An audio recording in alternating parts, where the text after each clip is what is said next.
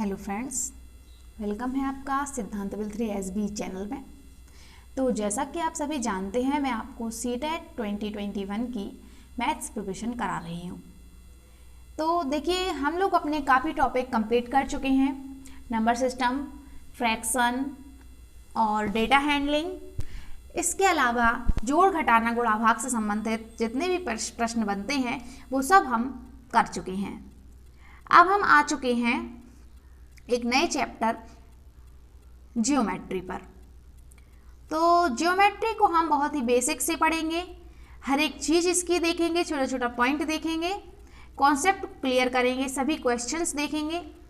तो अगर आप हमारे साथ बने रहना चाहते हैं और सीटेट और अदर टेट की तैयारी करना चाहते हैं तो सिद्धांत विल 3SB चैनल यानी कि हमारे चैनल को सब्सक्राइब जरूर करें, शेयर करें अपने फ्रेंड्स के साथ और बेल आइकन को प्रेस भी कर दें ताकि जो भी वीडियो अपलोड होती है वो आप तक जरूर पहुंचे। और रात 8 बजे लाइव क्लास में जरूर जुड़ें। तो चलिए देख लेंगे हम जियोमेट्री। जियोमेट्री के अंतर्गत जो पेपर फर्स्ट में है और पेपर सेकंड दोनों में ही आती है। पेपर फर्स्ट में थोड़ा लेवल कम पूछा जाता है और पेपर सेकंड में ज़्यादा पूछा जाता है, लेकिन ये जो वीडियो है ये पेपर फर्स्ट और पेपर सेकंड दोनों के लिए ही यूज़फुल है, क्योंकि अगर हमें किसी भी चीज़ को स्टार्ट करना है तो हमें उसका बेसिक नॉलेज जरूर होना चाहिए। और क्या है, अगर आपका लेवल भले ही बड़ा हो लेकिन उसमें छोटी छोटी चीज़ें ही पूछते हैं। तो अपन जो पढ़ेंगे तो वो जो मैं वीडियो बना रही हूँ जियोमेट्री की, वो पेपर फर्स्ट और पेपर सेकंड दोनों के लिए है, कॉमन टॉपिक है। इसलिए इसके अंतर्गत आज हमने स्टार्ट किया है पहले रेखाएँ और कॉर्ड, जिसमें हम पहले पढ़ेंगे रेखाएँ, उसके बाद जो नेक्स्ट वीडियो होगी हमारी वो होगी कॉर्ड, जिसमें मैं आपको कॉर्ड पढ़ाऊँगी। तो देखिए, सबसे पहले जो जियोमेट्री का सबसे छोटा पार्ट हम कह सकते हैं वो है पॉइंट। ठीक है, जियोमेट्री जब हम बोलते हैं या ज्यामिति तो उससे क्या होता है कि हमारे मन में क्या आता है, रेखाएं, लाइंस आती हैं, खूब सारी आकृतियाँ आती हैं, त्रिभुज, चतुर्भुज, यही है ज्यामिति, यही कहलाती है जियोमेट्री। जिसमें कि हम किसके बारे में पढ़ते हैं, त्रिभुज के बारे में, लाइंस के बारे में, कोणों के बारे में, कई तरह की रेखाओं के बारे में, ये होता है हमारी जियोमेट्री। तो जियोमेट्री के अंतर्गत जो सबसे छोटा पॉइंट होता है वो बिंदु ही होता है, जिसकी ना तो कोई लंबाई होती है, ना ही कोई चौड़ाई होती है, ना ही कोई गहराई, सिर्फ एक पॉइंट। सबसे छोटा पार्ट जियोमेट्री का क्या है, बिंदु है। तो देखिए, बिंदु, एक छोटे से बिंदु से आपके कैसे क्वेश्चन बन सकते हैं आप नहीं सोच सकते हैं। तो मैं आज आपको बताने वाली हूँ कि बिंदु से कैसे क्वेश्चंस बन सकते हैं। तो आपसे पूछा जा सकता है कि एक बिंदु से कितनी रेखाएं होकर गुजर सकती हैं। एक बिंदु से इससे ऐसे कितनी रेखाएं गुजरेंगी, एक गुजरेगी, दो गुजरेगी, तीन गुजरेंगी, चार गुजरेंगी, कितनी गुजरेंगी। तो इसका जो आंसर है वो है अनंत। कितना है, क्या है, अनंत। यानी एक बिंदु से होकर अनंत रेखाएं गुजर सकती हैं। आप लिख भी सकते हैं कि एक बिंदु से होकर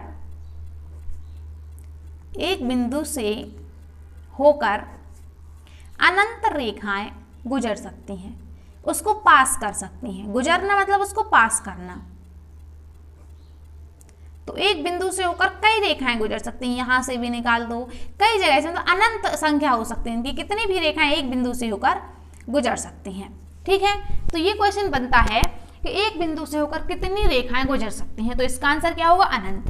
अनंत रेखाएं एक बिंदु से होकर गुजर सकती हैं। और इन सभी रेखाओं को हम बोलते हैं संगामी रेखाएं। जैसे कि संगम होता है ना, जब संगम होता है तो कई चीजें मिलती हैं, दो तीन चीजें मिलती हैं। गंगा नर्मदा, उसका यमुना, इनका संगम होता है, गंगा यमुना सरस्वती का इनका संगम होता है, वो तीनों मिलती हैं। ऐसे ये सभी रेखाएं एक पॉइंट पर मिलती हैं, इसलिए इन सभी रेखाओं को अपन बोलते हैं संगामी रेखाएं। देखिए, एक ही बिंदु से निकलने वाली सभी रेखाओं को संगामी रेखाएं कहते हैं या वो संगामी रेखाएं कहलाती हैं। तो आया आपको समझ में कि पहले हमने पढ़ा एक पॉइंट के बारे में कि एक पॉइंट से, एक बिंदु से अनंत रेखाएं निकल सकती हैं, और हम जो ये अनंत रेखाएं निकलती हैं इनको हम बोलते हैं संगामी रेखाएं।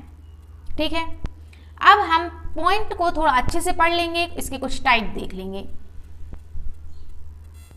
अब देखिए, संरेख बिंदु। संरेख बिंदु क्या होते हैं? तो बिंदुओं का वह समूह जो एक सीधी रेखा पर स्थित हो। मतलब हमने कुछ ऐसे बिंदु बना दिए, ऐसे बिंदु बना दिए जो एक सीधी लाइन में है। यहाँ पे हमने कुछ ऐसे बिंदु बना दिए जिसपे अगर हम लाइन खींचे तो बिल्कुल सीधी लाइन खिंच जाएगी। तो ये सारे बिंदु क्या कहलाते हैं? संरेख बिंदु। संरेख का मतलब है कि वो एक ही बिंदु पर स्थित है। ये सारे बिंदु क्या कहलाएंगे? संरेख बिंदु कहलाएंगे। तो बिंदुओं का वह समूह जो एक सीधी रेखा पर स्थित हो वो क्या कहलाता है? संरेख बिंदु कहलाता है।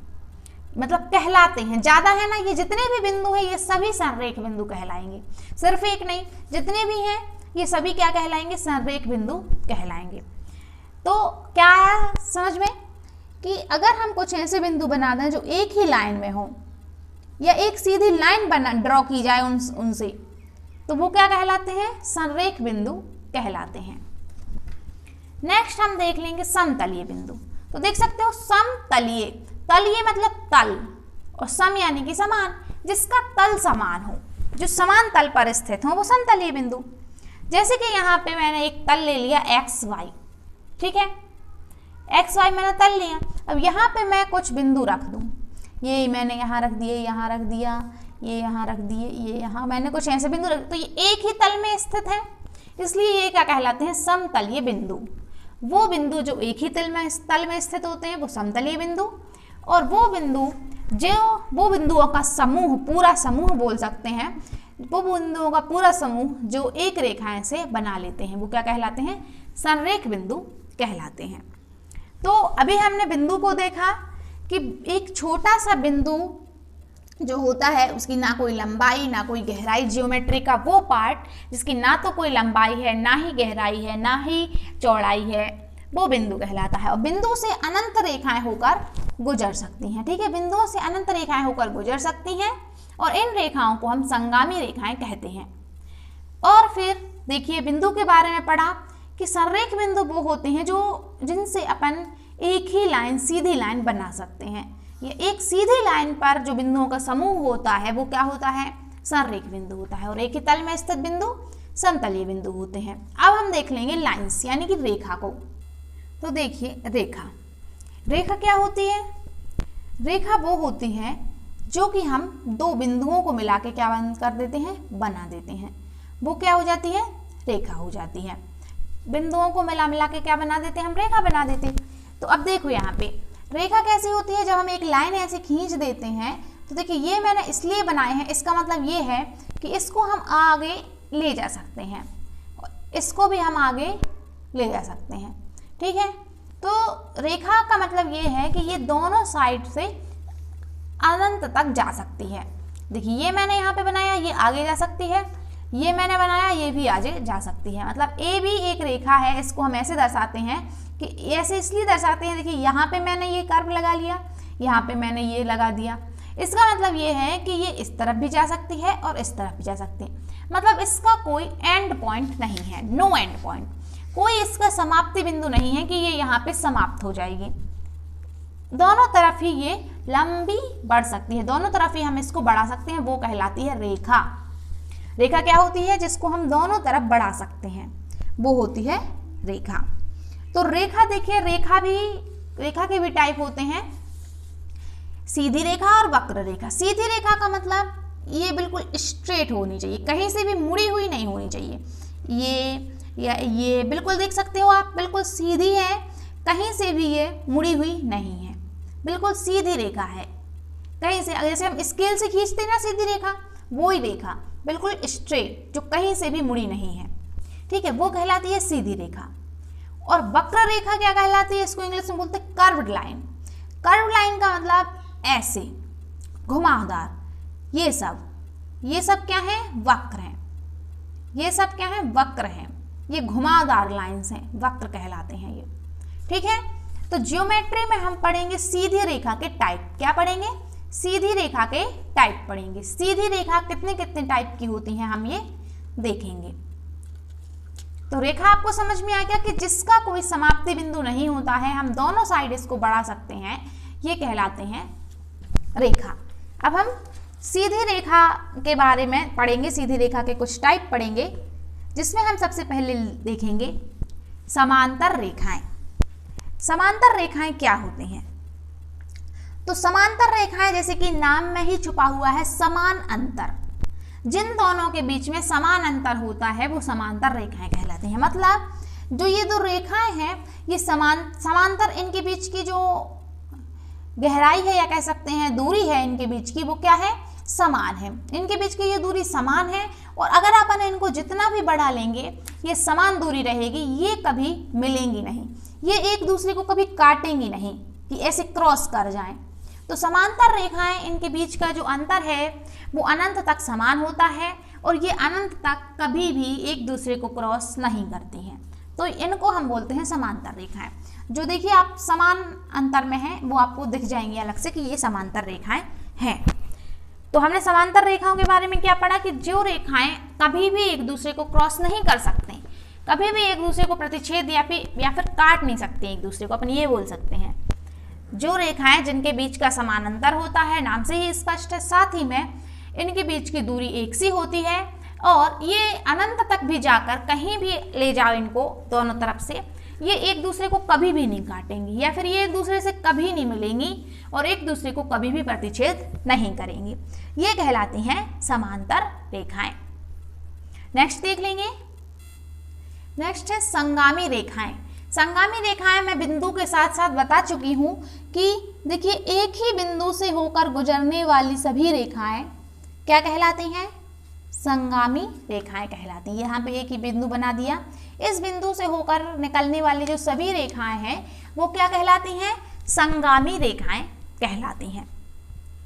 एक ही बिंदु से होकर गुजरने वाली सभी रेखाएं संगामी रेखाएं। अब देख लेंगे लंबवत रेखा। लंबवत रेखा क्या होती है? तो लंबवत रेखा वो होती है एक रेखा जो किसी अपनी दूसरी रेखा पे ऐसे लंब हो। लंब का मतलब वो अगर 90 डिग्री का कोण बना ले, कितना बना ले? एक रेखा जब दूसरी रेखा पर 90 डिग्री का कोण बना लेती है तो वो क्या कहलाती है? लंब कहलाती है। ठीक है, ये रेखा जो है इस पर क्या है? लंब है, लंबवत है, तो ये 90 डिग्री हो गया। तो लंबवत रेखा के बारे में आपने क्या जाना कि वो रेखा जो अदर रेखा पे कितने डिग्री का कोण बना ले? 90 डिग्री का कोण बना ले, वो क्या होती है? लंबवत रेखा होती है। इसको हम लंब को हम ऐसे दर्शाते हैं, ऐसे कि ये इस पर लंबवत है, तो ये हो जाएगी लंबवत रेखा। अब देख लेंगे प्रतिच्छेदन रेखा। प्रतिच्छेदन रेखा का मतलब क्या होता है? प्रतिच्छेदन का मतलब होता है काटना, प्रतिच्छेद करना, काटना। जो रेखाएं एक दूसरे को काटती हैं या प्रतिच्छेद करती हैं वो रेखाएं प्रतिच्छेदन रेखाएं कहलाती हैं। जैसे मैंने यहाँ पे ये रेखा और ये रेखा बना दी तो ये एक दूसरे को काट रही हैं, इसलिए ये क्या हो जाएंगी? प्रतिच्छेदन रेखाएं हो जाएंगी। और जिस बिंदु पर, जैसे कि ये इस बिंदु पर अगर काट रही हैं तो ये बिंदु क्या हो जाएगा? प्रतिच्छेदन बिंदु हो जाएगा। जिस बिंदु पर ये एक दूसरे को काटेंगी वो बिंदु प्रतिच्छेदन बिंदु कहलाता है और ये दो रेखाएं जो एक दूसरे को काट रही हैं वो प्रतिच्छेदन रेखाएं कहलाती हैं। अगर कोई भी कॉन्सेप्ट समझ में नहीं आता है तो कमेंट जरूर करें, अपना डाउट कमेंट में जरूर पूछें, आपका रिप्लाई किया जाएगा। साथ ही में अगर वीडियो पसंद आए तो लाइक जरूर करें और सब्सक्राइब भी जरूर करें, साथ ही में अपने फ्रेंड्स के साथ शेयर कर दें। तो हमने देखा प्रतिच्छेदन रेखा के बारे में कि जो रेखाएं एक दूसरे को काटती हैं वो प्रतिच्छेदन रेखाएं कहलाती हैं और जो जिस बिंदु पर ये काटती हैं वो प्रतिच्छेदन बिंदु कहलाता है। त्रियकछेदी रेखा क्या होती है? त्रियकछेदी रेखा ऐसे स्लैंटिंग लाइन होती है जो ऐसे होती है। इसका मतलब ये है कि दो या दो से अधिक रेखाओं को काटने वाली रेखा क्या कहलाती है? प्रतिच्छेदी रेखा कहलाती है, प्रतिच्छेदन रेखा कहलाती है, नहीं त्रियकछेदी रेखा कहलाती है। देखा ना, त्रियकछेदी रेखा मतलब जो रेखा दो या अगर अपन यहाँ पे एक और खींच दें, दो या दो से अधिक रेखाओं को और समांतर रेखाओं को, दो या दो से अधिक समांतर, देखिए ये तो समांतर रेखा है, इनके बीच की समान दूरी है, ठीक है, इनके बीच की समान दूरी हमेशा रहेगी, ठीक है, आगे ये कहीं भी नहीं मिलेंगी, तो ये हो गई समांतर रेखाएं। फिर जो है दो या दो से अधिक समांतर रेखाओं को ऐसे काटने वाली जो रेखा होती है वो कहलाती है त्रियकछेदी रेखा। ठीक है, जो रेखाएं एक दूसरे को काटती हैं वो तो कहलाती प्रतिच्छेदन रेखा। लेकिन जो रेखाएं दूसरी रेखाओं को काट देती हैं, दो या दो से अधिक रेखाओं को काट देती है, वो कहलाती है तिर्यकछेदी रेखा। तिर्यकछेदी रेखा से कई कोण निर्मित होते हैं जिसकी चर्चा हम नेक्स्ट वीडियो में करेंगे। ठीक है, तो अभी हमने कई प्रकार की रेखाओं के बारे में जाना। समांतर रेखाएं जो अनंत तक भी अगर उनको बढ़ा दो तो वो कभी मिलेंगी नहीं, वो एक दूसरे को काटेंगी नहीं। ठीक है, संगामी रेखाएं क्या होती हैं? एक ही बिंदु से निकलने वाली कई तरह की रेखाएं, सभी रेखाएं क्या कहलाती हैं? संगामी रेखाएं। लंबवत रेखा वह रेखा जो साम अपनी दूसरी रेखा पे 90 डिग्री का कोण बना ले, वो क्या कहलाती है? लंबवत रेखा। प्रतिच्छेदन रेखा क्या होती है? वो रेखाएं जो एक दूसरे को काटती हैं या प्रतिच्छेद करती हैं, वो प्रतिच्छेदन रेखाएं कहलाती हैं, और जिस बिंदु पर वो काटेंगी वो प्रतिच्छेदन बिंदु हो जाएगा। तिर्यकछेदी रेखा क्या होती है? जो दो या दो से अधिक समांतर रेखाओं को या दो से अधिक रेखाओं को काटे, प्रतिच्छेद करे, तो वो तिर्यकछेदी रेखा कहलाती है। आगे हम कुछ और कॉन्सेप्ट देख लेंगे। तो देखिए, एक जो कॉन्सेप्ट है वो है किरण। किरण क्या होती है? तो देखिए, किरण वो होती है जिसके लिए सिर्फ हम एक तरफ बढ़ा सकते हैं। कैसे? जैसे देखिए, सूरज होता है, सूरज की क्या निकलती है? सूरज की किरणें निकलती हैं ना, सूरज की किरणें। तो देखिए, ये जो सूरज की किरणें हैं, इनको किरण क्यों बोलते हैं? क्योंकि ये यहाँ से आकर इस तरफ ही बढ़ती हैं। नीचे साइड हमारे पास कितनी भी दूर तक पहुँच सकती हैं ये, लेकिन क्या वो उस तरफ बढ़ा सकते हैं उनको? सूरज के आगे बढ़ा सकते हैं? नहीं बढ़ा सकते ना। मतलब ये उनका जो स्टार्टिंग पॉइंट रहेगा सूरज वाला, वो स्टार्टिंग पॉइंट तो वही रहेगा, लेकिन हम उसको एक तरफ कितना भी बढ़ा सकते हैं। मतलब एक साइड जो बढ़ती ही जाए, एक तरफ हम रेखा को कितना भी बढ़ा दें, कोई भी एक तरफ ले सकते हैं, वो कहलाती है किरण। जैसे कि इसका प्रारंभिक पॉइंट ये है, स्टार्टिंग पॉइंट ये है, यहाँ से ये शुरू हो रही, तो इसको हम सिर्फ एक तरफ यानी कि सिर्फ इस तरफ बढ़ा दें या इस तरफ बढ़ा दें या इस तरफ, सिर्फ एक साइड बढ़ाएंगे, कहीं भी बढ़ाएंगे सिर्फ एक साइड। मतलब वो रेखा जो सिर्फ जिसको हम एक साइड बढ़ा दें तो वो कहलाती है किरण। रेखा नहीं, किरण। किरण को हम क्या करते हैं? एक साइड बढ़ाते हैं। तो देखिए, हमने पढ़ा था किरण। तो देखिए, कभी कभी ऐसे आ जाते हैं सिंबल की, बताइए ये किसका सिंबल है? तो देखिए, ये किरण का सिंबल है, क्योंकि देखिए इसको हम सिर्फ एक साइड बढ़ा सकते हैं, तो ये क्या कहलाती है? किरण, जिसका एक साइड कोई एंडिंग पॉइंट नहीं होता, लेकिन ये एक प्रारंभिक बिंदु होता है। और रेखा को हम कैसे दर्शाते हैं? रेखा को हम हम रेखा को दोनों साइड क्या कर सकते हैं? बढ़ा सकते हैं। रेखा को हम दोनों साइड बढ़ा सकते हैं। ये रेखा का हो गया, ये रेखा का सिंबल है कि इसको हम दोनों साइड बढ़ा देंगे। और किरण का सिंबल होता है कि इसको सिर्फ हम एक साइड ही क्या कर सकते हैं? बढ़ा सकते हैं। ठीक है। रेखाखंड। अब रेखाखंड क्या होता है? रेखाखंड वो होता है जब हम एक रेखा खींच दें, ये पूरी हमने रेखा खींच दी, ठीक है, ये पूरी हमने रेखा खींच दी, फिर इस रेखा पर हमने कोई दो बिंदु एक दूसरे से मिला दिए। मतलब इसका ये है कि इस रेखा का कोई खंड ले लिया, अब हम इसको यहाँ पे पॉइंट से सीमित कर दिया। मतलब इसको ना हम यहाँ बढ़ा सकते हैं ना हम यहाँ बढ़ा सकते, इसलिए देखो ये बिल्कुल सीधा है, इसको ना तो यहाँ कहीं बढ़ा सकते हैं ना ही यहाँ कहीं बढ़ा सकते हैं, तो ये कहलाता है रेखाखंड। तो देखिए, अब मैं यहाँ पे आपको समझा देती हूँ। देखिए, जिसको हम दोनों साइड बढ़ा देंगे वो कहलाएगी रेखा, कहलाएगी क्या कहलाएगी? वो कहलाती है रेखा। इसको कैसे दर्शाते हैं? ए बी, इसको दोनों साइड बढ़ा सकते हैं तो दोनों साइड क्या लगा देंगे? तीर लगा देंगे। फिर रेखाखंड क्या होता है? रेखाखंड होता है इसी रेखा में अपन दो पॉइंट को मिलाकर एक, ये रेखाखंड होता है, ठीक है, रेखा में रेखा का खंड। तो इसको रेखा का क्या होता है? इसको हम ऐसे दर्शाते हैं रेखाखंड को। इसको मतलब दोनों ही तरफ नहीं बढ़ा सकते हैं, ठीक है, रेखा को दोनों तरफ बढ़ा सकते हैं, रेखाखंड को अपन कहीं भी नहीं बढ़ा सकते, ना तो इस तरफ बढ़ा सकते हैं और ना ही इस तरफ बढ़ा सकते हैं। लेकिन जो किरण होती है उसको हम एक साइड बढ़ा सकते हैं। किरण को हम क्या कर सकते हैं? इसका स्टार्टिंग पॉइंट होता है लेकिन इसका एंडिंग पॉइंट नहीं होता। एंडिंग पॉइंट कहीं भी जा सकता है, ठीक है, कहीं भी समाप्त नहीं होता है, इसको हम सिर्फ एक तरफ बढ़ा सकते हैं। तो रेखा, रेखाखंड, किरण, अगर आपको सिंबल पूछने आ जाए कि किसका सिंबल है तो आपको इतना ध्यान रखना है कि किरण को हम एक साइड बढ़ाते हैं, और रेखा को हम दोनों साइड बढ़ा सकते हैं, रेखाखंड को हम कहीं भी नहीं बढ़ा सकते हैं, वो सीमित होता है। तो आशा करती हूँ आपको ये कॉन्सेप्ट समझ में आए होंगे। अगर आपको कोई भी डाउट रहता है, कॉन्सेप्ट कोई भी समझ में नहीं आता है, तो डाउट जरूर पूछें, कमेंट जरूर करें। साथ ही आप अपने सब्सक्राइब कर दें और अपने फ्रेंड्स के साथ शेयर जरूर कर दें। Thank you so much. मिलते हैं नेक्स्ट वीडियो में।